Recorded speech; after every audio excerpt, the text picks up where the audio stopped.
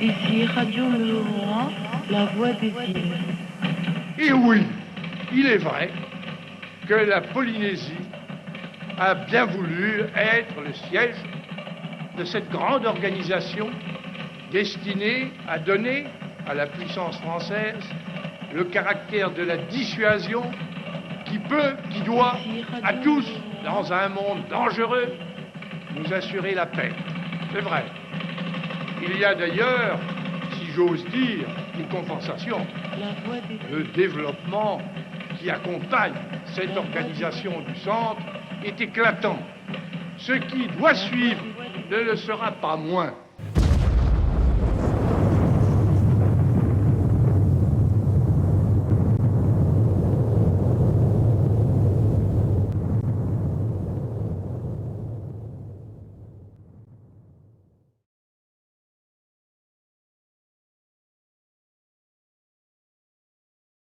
Ben voilà, je m'appelle Lajuto Emilienne, nom de jeune fille Tatarata. J'ai 53 ans et je suis femme de ménage. Mon époux il a travaillé sur les sites nucléaires en 1976 jusqu'à 86.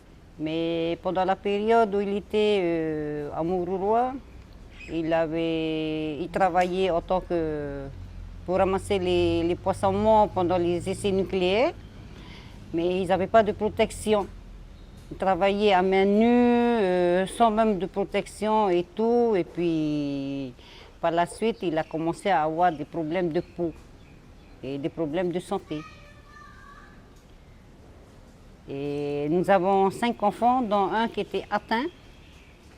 Le moins jeune, il est atteint d'une maladie dont on ne sait toujours pas le nom de sa maladie. Il a été suivi depuis sa naissance en 1986 à Paris et jusqu'à maintenant, il est toujours suivi. Il est né avec une malformation anorectale. Il a aussi un problème rénal dont on avait trouvé à Paris. Et là, pour le moment, on le suit actuellement pour la vessie, parce qu'il a un problème de vessie. Et là, à chaque année, il a une nouvelle maladie qui se forme. Là, maintenant, il a un problème au niveau du dos, la moelle épinière qui s'est compressée. Et il est devenu paraplégique par la suite, à l'âge de 17 ans. Pour les causes, ils ne nous ont rien dit. J'ai essayé de discuter avec les médecins pour savoir la cause réelle de sa maladie. Et ils m'ont dit qu'ils ne savent toujours pas d'où vient cette maladie. Et effectivement, ils n'ont pas trouvé de nom, mais ils ont juste inventé un nom pour qu'il ait réellement un nom pour sa maladie. Alors mon fils a inventé un nom en disant que sa maladie s'appelle le nucléaire. La maladie du nucléaire, parce qu'il était touché par son père. C'est pour ça qu'il a donné ce nom-là. Ils ont dit qu'il ne faut pas dire ça. Il ne faut pas dire que ça vient du nucléaire parce que c'est une maladie normale. J'ai dit que ce n'est pas une maladie normale parce que si à chaque année ça se dégénère, cela ne s'appelle pas une maladie normale. Le jour de la naissance de mon fils, il est né à la clinique Adela. 1 heure après, l'armée était intervenue pour venir récupérer, pour le faire évassaner en Nouvelle-Zélande. Mais malheureusement, l'enfant a été transféré bien avant à l'hôpital de Maman.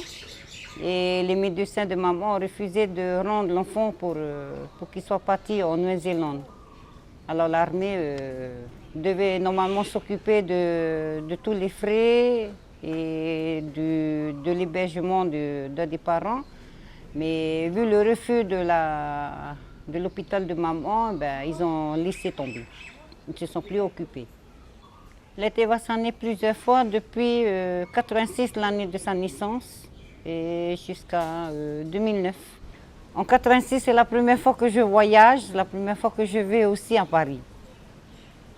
Et je me suis beaucoup débrouillée en arrivant là-bas, parce que comme on ne nous a pas expliqué en arrivant à Paris comment ça va se dérouler, on nous a juste dit, dès que vous arrivez à l'aéroport, on vous récupère, vous envoyez dans votre foyer et à l'hôpital.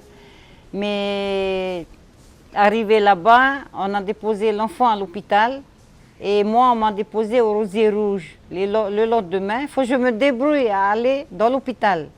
Et je ne savais pas par où commencer. Heureusement que j'avais une copine qui se trouvait sur place. C'est elle qui m'avait emmenée, me guider pour prendre le métro, dont je ne sais déjà pas où ça se trouvait. On nous a dit que le métro se trouvait dans le sol. Et moi, je cherchais sur la route où ça se trouvait, l'entrée. Je croyais que c'était comme des taupes.